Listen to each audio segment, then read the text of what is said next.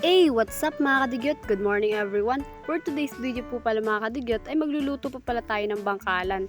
Ginet-get ko na po pala yung mga kadigyot kaya po ganyan itsura niyan. Hindi po ganyan itsurahin yan kapag siya ay bagong kuha pa lamang dun sa kanyang shell.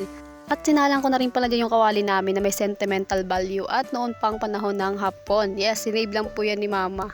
Di joke lang po mga kadigyot. Bali, yan po pala yung mga rekado natin. Meron sibuyas, bawang, and syempre di mawawala ang ating luya. At syempre meron din sili. Para nga naman kahit paano ay meron tadyak, sipa, kurot, suntok, sapak, sampiga, lahat na. And syempre, magmemekos-mekos na tayo at inuna ko na ang luya. Bangkalan na yan pala mga kadigyot ay kinuha namin kahapon ng kapatid ko sa dagat. Kasi nga kami nag-deliver ng hollow blocks. Then syempre nang hibasa na rin kasi hibas sa dagat. So syempre kailangan natin gatungan kasi nga yung ating shilane ay di gatong. Kailangan gatong-gatongan ba? At syempre, sinunod ko na rin si Best Bawang pa at mekos-mekos na lang niinsan mo yan. And syempre, ay lalagyan na rin natin yung ating bangkalan. Para nga naman syempre, lumabas na yun kanyang mga tubig-tubig ganun. Para syempre, medyo lumambot pa siya. And mekos-mekos lang ulit ng insan nyo yan. Para nga naman humalag yung mga pampalasa doon sa ating bangkalan. At isusunod na rin natin itong sili na to. Para nga naman kumapit na siya. Kapit na parang hugs, ganun. Ayan, para mayroon naman tayo matikman mamaya mga, alam mo yun, yung anghang ba. And syempre, ayan na siya. Tada! Tan-tadadin! Tadan! And lalagyan na rin natin siya ng pamienta for dagdag anghang. Ganun, keme-keme. At mekos-mekos na ulit si insan nyo, mga kadigyot, pagkatapos ilagay ang pamienta. Ayan. Mekos-mekos lang guys, hanggang mag-mix-mix yung mga pampalasa niya. At syempre, flex mo natin ang mukha natin. Na dati ay kamukha ko si mama, ngayon ay kamukha ko na si papa. Ayan, yan po yung reality. Sana hindi ka nagsisi, ni ganyan yung gupit mo, be. May dahilan naman ka, ganyan yung gupit ko eh. Siyempre, ayos-ayos lang kahit papano eh.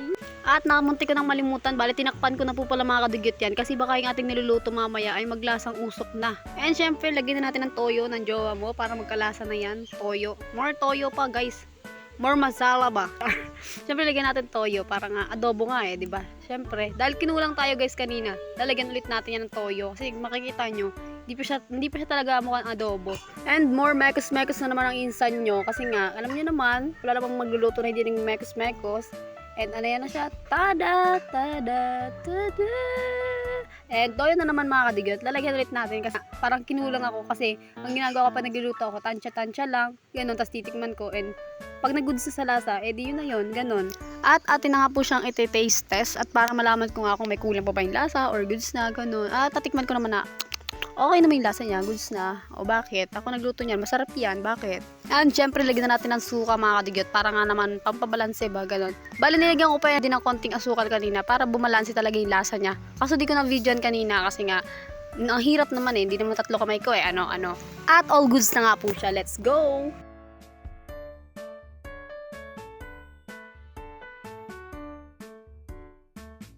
At dahil tapos na tayo mag-plating, kumain na tayo mga kadigyot. Tikman na natin yung luto natin kung goods na goods ba talaga siya. Yan. At ito na pala yung unang first bite ko guys. Wala yung kanin. Ulam lang talaga yan guys.